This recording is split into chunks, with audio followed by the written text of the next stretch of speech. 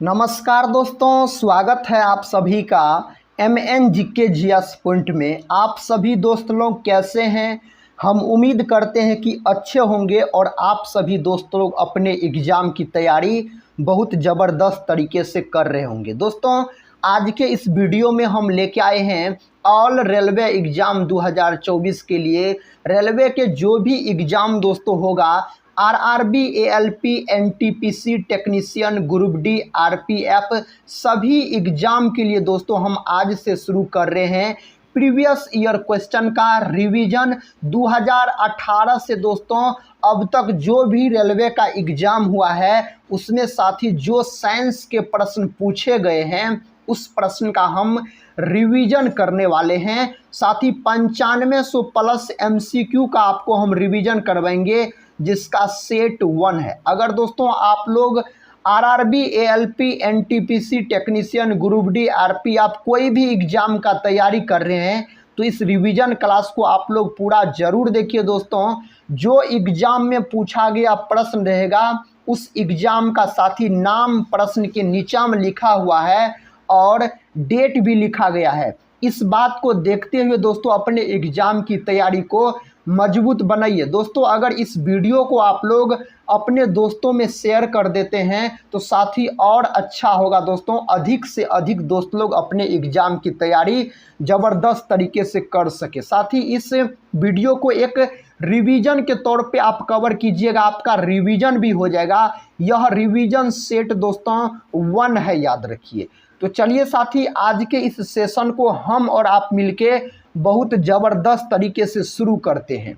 आज का first question आपके सामने है।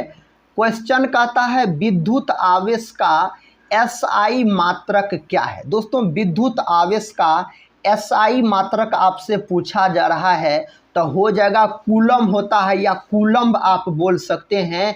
इसको C से सूचित किया जाता है और कूलम को याद रखिएगा। अगर दोस्तों वोल्ट का बात किया जाए तो वोल्ट जो है यह विभव या विभवांतर का SI मात्रक बोल सकते हैं।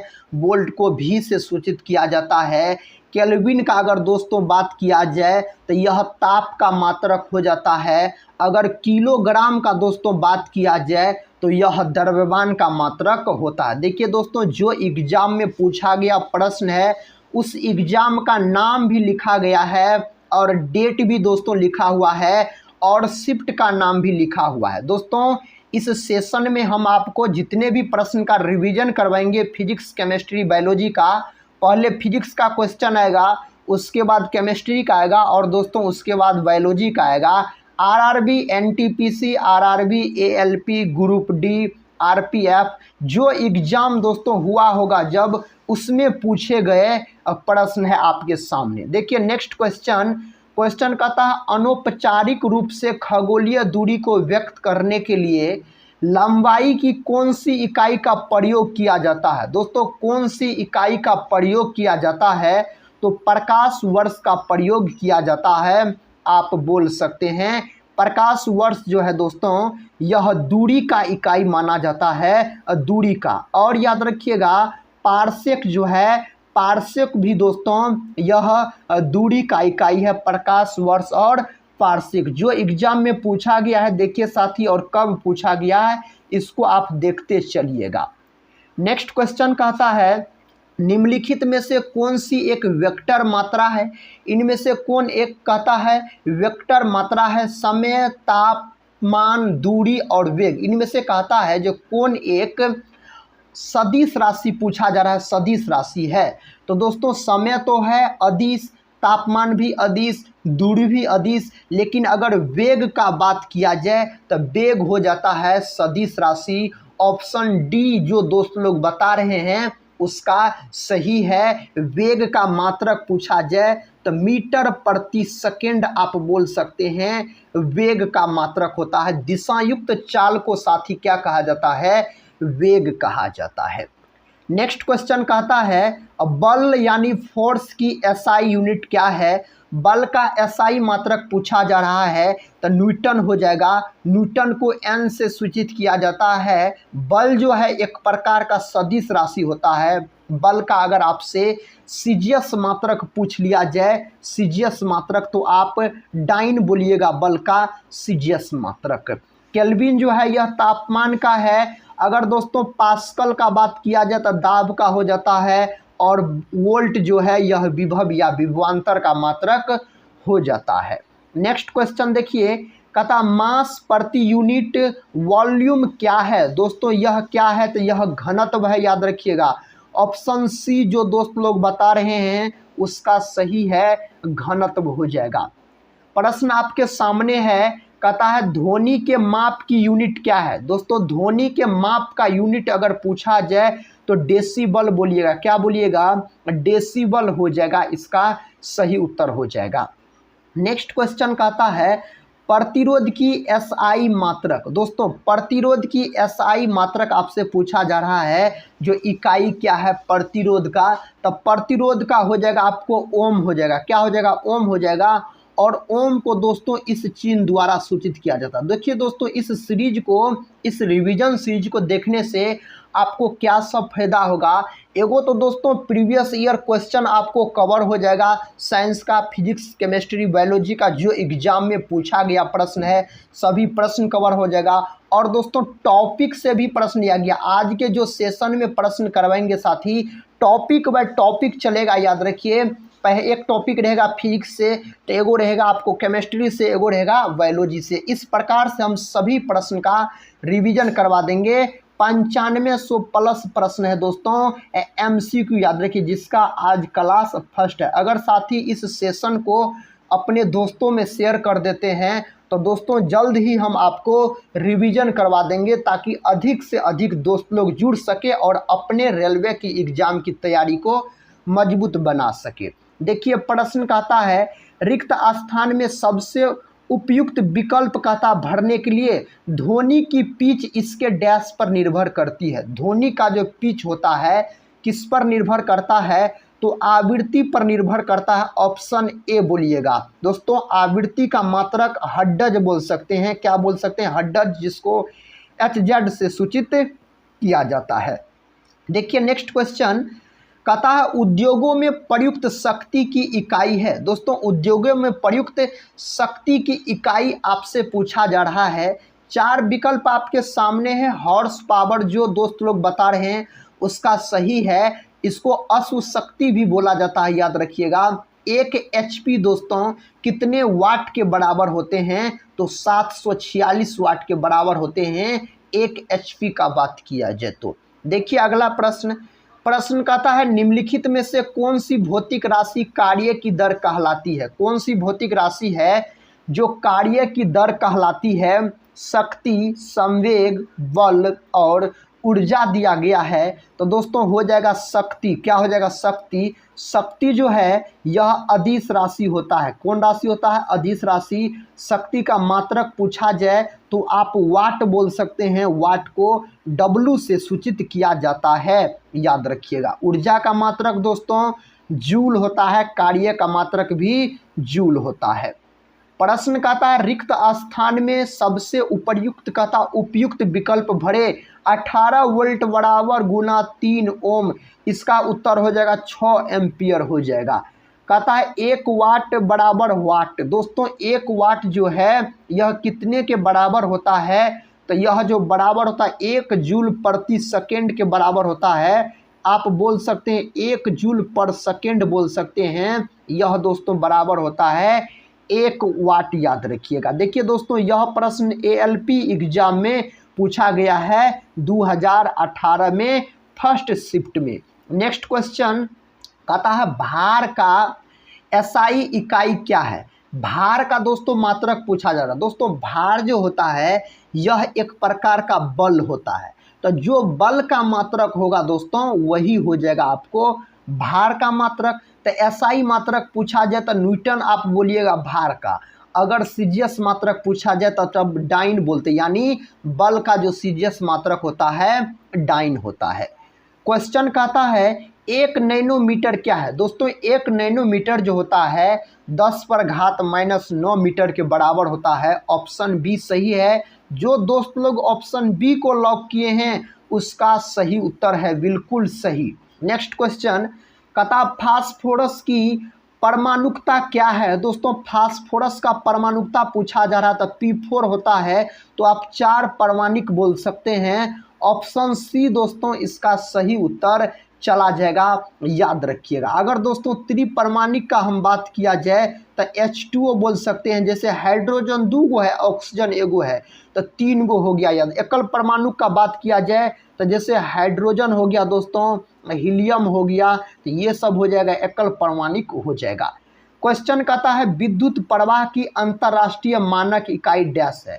विद्युत प्रवाह की अंतर्राष्ट्रीय मानक इकाई आपसे पूछा जा रहा है, तो आप ऑप्शन बी को लॉक कर दीजिए, एम्पियर हो जाएगा। एम्पियर को ए से सूचित किया जाता है। विद्युत धारा का SI मात्रक क्या होता है? तो एम्पियर होता है। नेक्स्ट क्वेश्चन कहता शक्ति की इकाई को क्या कहा जाता है? शक्ति की इकाई को क्या कहा जाता है? इसका मतलब शक्ति का मात्रक पूछा जा रहा है, तो वाट होता है। W से इसको सूचित किया जाता है, आप बोल सकते हैं। निम्नलिखित में से कहता है किसकी इकाई ऊर्जा की इकाई के समान है? किनका इकाई इनमें से ऊर्जा के इकाई के समान है? तो कार्य और ऊर्जा का मात्रक तो जूल होता है, तो दोस्तों कार्य का हो जाएगा। ऑप्शन सी में दिया गया सही उत्तर, तो कार्य हो जाएगा। जो दोस्त लोग ऑप्शन सी को लॉक किए हैं उसका सही है।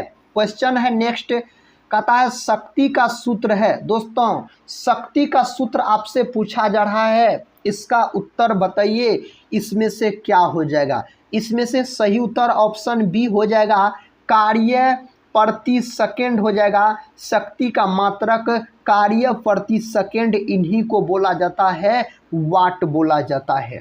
देखिए अगला प्रश्न, प्रश्न कहता दोस्तों निम्नलिखित में से किसकी कोई इकाई नहीं है? इस 4 ऑप्शन में से कहता है किसका है जो कोई इकाई नहीं है? आपसे पूछा जा रहा है जो कोई इकाई नहीं है। इसका उत्तर दोस्तों बताइए क्या हो जाएगा, कौन ऑप्शन के साथ चला जाएगा? ऑप्शन बी जो दोस्तों लोग लॉक किए उसका सही है, सापेक्षिक घनत्व। याद रखिएगा इसका कोई मात्रक नहीं होता। दोस्तों आज के इस सेशन में हम बहुत कम प्रश्न लेके आए हैं, 20 गो फिजिक्स का प्रश्न था। अब दोस्तों हम केमिस्ट्री के प्रश्न की ओर बढ़ते हैं। ये रहा आपको केमिस्ट्री का प्रश्न। देखिए कहता है मध्यवर्ती तरल अवस्था से गुजरे बिना एक पदार्थ का ठोस अवस्था से गैस अवस्था में परिवर्तन होता है, तो इसको क्या बोला जाता है? इसको बोला जाता है ऊर्ध्वपातन बोला जाता है। ऊर्ध्वपातन का सबसे अच्छा उदाहरण होता है आपको कपूर बोल सकते हैं। कपूर दोस्तों इसका उदाहरण होता है। नेक्स्ट क्वेश्चन देखिए, क्वेश्चन का था डैश एक रासायनिक परिवर्तन नहीं है। इनमें से कौन एक रासायनिक परिवर्तन नहीं है? तो आप बोलिएगा ऑप्शन बी, एक आइस क्यूब पिघलना, यह भौतिक परिवर्तन है, रासायनिक परिवर्तन नहीं है। अगला प्रश्न दोस्तों, प्रश्न का था हवा एक डैश है। क्या है दोस्तों बताइए तो जरा, हवा एक क्या है? कहता शुद्ध मिश्रण है, केवल मिश्रणों का मिश्रण है, कहता केवल तत्वों का मिश्रण है, दोनों तत्वों और यौगिकों का मिश्रण है। इसका सही उत्तर ऑप्शन डी बोल सकते हैं, दोनों तत्वों और यौगिकों का मिश्रण है। ऑप्शन डी ही दोस्तों सही है। यह प्रश्न साथी आरआरबी एनटीपीसी एग्जाम में पूछा गया प्रश्न है। 2016 के सेकेंड शिफ्ट में दोस्तों यह प्रश्न पूछा गया था। कहता है तरल यानी लिक्विड कागज क्या है? दोस्तों तरल कहता है लिक्विड कागज क्या है? तो यह होता है आपको शीघ्र सूखने वाला कागज के रंग का तरल पदार्थ जिसे मुद्रित सामग्री को सही करने के लिए लाया जाता है। इसका सही उत्तर ऑप्शन सी के साथ चला जाएगा। दोस्तों अगर इस सीरीज को आप लोग पूरा देख लेते हैं दोस्तों, यह अगर 9500 प्लस प्रश्न का रिवीजन अगर समाप्त हो जाएगा तो साथ ही SK सर का जो बुक है, SK झा सर का, उस बुक का भी हम आपको रिवीजन करवा देंगे। नेक्स्ट क्वेश्चन देखिए, क्वेश्चन कहता है उस प्रक्रिया का क्या नाम है जिसमें गैस सीधे ही ठोस वस्तु यानी सॉलिड में परिवर्तित हो जाती है? इसका उत्तर कौन ऑप्शन के साथ चला जाएगा? ऑप्शन बी के साथ, डिपोजिशन इसको बोला जाता है, याद रखिएगा। अगर दोस्तों ठोस से सीधे गैस में बदल जाता है तो उसको ऊर्ध्वपातन बोला जाता है, सब्लिमेशन आप बोल सकते हैं। अगला प्रश्न देखिए, प्रश्न कहता साथी निम्नलिखित में से कौन सा कथन गलत है? इस चार में से कौन सा कथन गलत है? ए में कहता ठोस पदार्थों का आकार अनिश्चित होता है, ना। ठोस पदार्थ का आकार और आयतन दोनों दोस्तों निश्चित होता, अनिश्चित नहीं होता। क्या होता है? निश्चित होता है। तो पहला ऑप्शन ही गलत है, ऑप्शन ए को आप लॉक कर लीजिए। अगला प्रश्न की ओर बढ़ते हैं। प्रश्न कहता है निम्नलिखित में से कौन सा कथन गलत है? फिर से दोस्तों बताइए कौन कथन गलत है? पदार्थों के कण स्थिर अवस्था में होते हैं, पदार्थों के कण एक दूसरे को आकर्षित करते हैं, ये तो सही है। कहता पदार्थ के कण के बीच रिक्त स्थान होता है, यह भी सही है।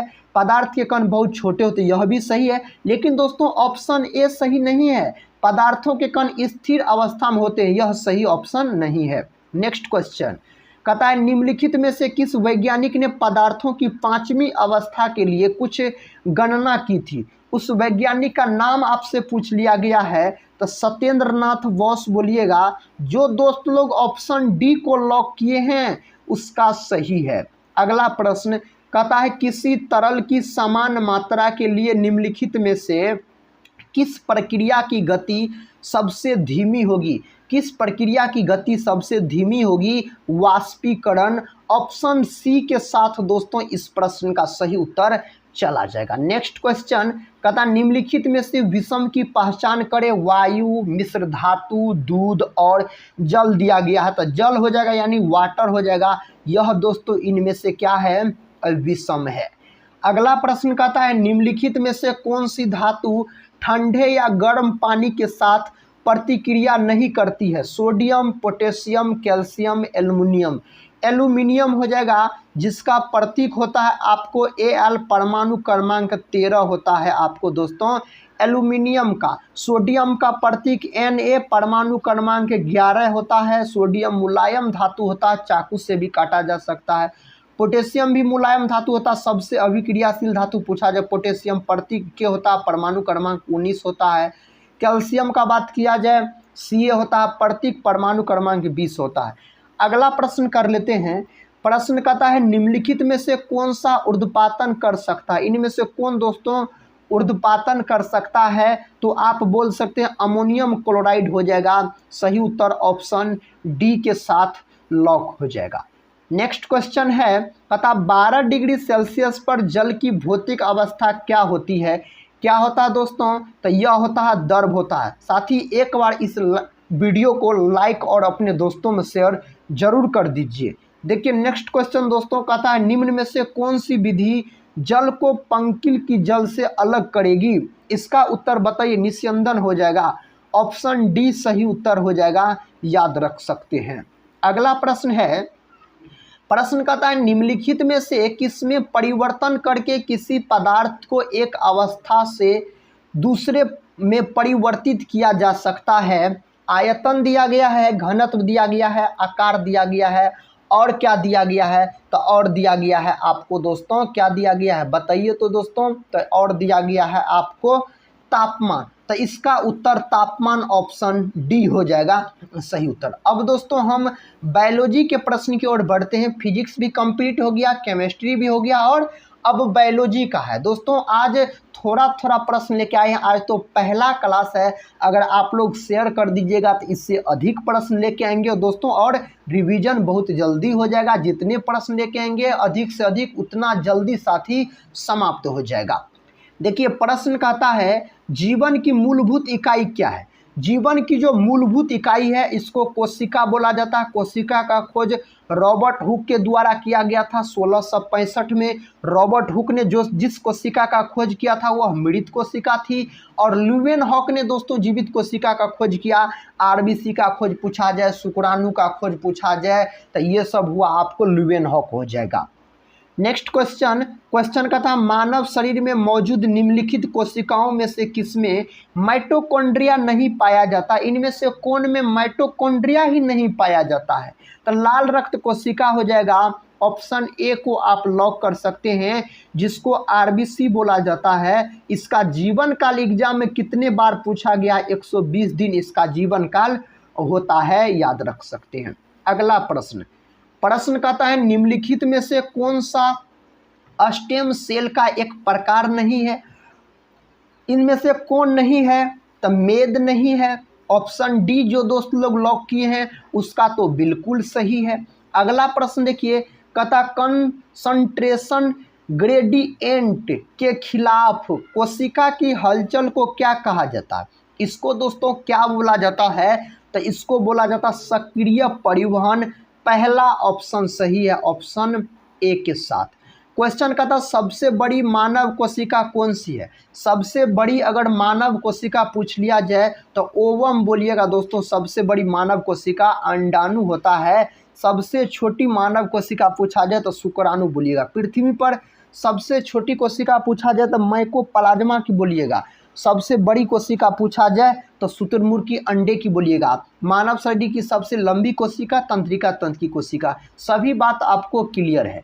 देखिए नेक्स्ट क्वेश्चन, कहता निम्नलिखित को एक सूची अनुक्रम में व्यवस्थित करे। दोस्तों उत्परिवर्तन, जननात्मक विलयन दिया गया है, प्राकृतिक चयन और विकास दिया गया है। इसका तो सही उत्तर ऑप्शन बी के साथ होना चाहिए दोस्तों, A B C D, A B C और डी याद रखिएगा।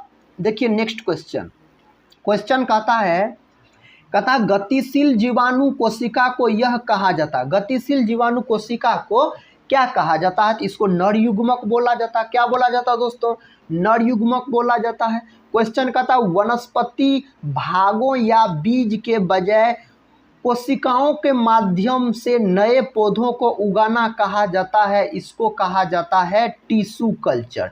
ऑप्शन ए सही है, क्या बोला जाता है, टिश्यू कल्चर आप बोल सकते हैं। कहता है किस कोशिका ऑर्गेनेल को कोशिका का मास्टर कहा जाता है, नाभिक को बोला जाता है। किसको बोला जाता है, नाभिक को। माइटोकॉन्ड्रिया को दोस्तों सूत्रकणिका के नाम से जाना जाता है, इसका हिंदी नाम सूत्रकणिका होता है। माइटोकॉन्ड्रिया का खोज अल्टमैन नामक वैज्ञानिक ने किया था 1857 में। माइटोकॉन्ड्रिया का नामकरण कार्ल बेंडा के द्वारा किया गया। माइटोकॉन्ड्रिया को कोशिका का पावर हाउस भी कहा जाता है। देखिए क्वेश्चन अगला, कहता डैश के कारण स्क्लेरेनकाइमा कोशिकाओं की दीवार मोटी होती है। दोस्तों यह किसके कारण होती है, तो यह लिग्निन के कारण होता है। पहला ऑप्शन सही है, लिग्निन के कारण होता है। डैश में पतली कोशिका भित्ति के साथ अपेक्षाकृत अवशिष्ट कोशिकाएं होती है। किसमें होता है, यह तो होता है ऑप्शन बी हो जाएगा, पेरेनकाइमा में होता है, पेरेनकाइमा में। ऊर्जा का उपयोग करते हुए पायरुविक का विघटन कहाँ होता है, दोस्तों यह होता है आपको माइटोकॉन्ड्रिया में, ऑप्शन सी, जिसे कोशिका का पावर हाउस कहा जाता है। अग्नाशय, इसको मिश्रित ग्रंथि के नाम से जाना जाता है। यह मानव शरीर की दूसरी सबसे बड़ी ग्रंथि है। यकृत मानव शरीर की सबसे बड़ी ग्रंथि है, यकृत। देखिए अगला प्रश्न, प्रश्न कहता है वैज्ञानिक नामकरण अथवा नामकरण की प्रणाली किसके द्वारा प्रस्तुत की गई। यह प्रणाली दोस्तों किसके द्वारा प्रस्तुत किया गया, इसका सही उत्तर ऑप्शन ए के साथ चला जाएगा, कैरोलस लिनियस आप बोल सकते हैं। क्वेश्चन का था किस प्रकार की कोशिका से त्वचा बनी है, किस प्रकार के कोशिका से त्वचा बनी है, अधिचर्म कोशिका से।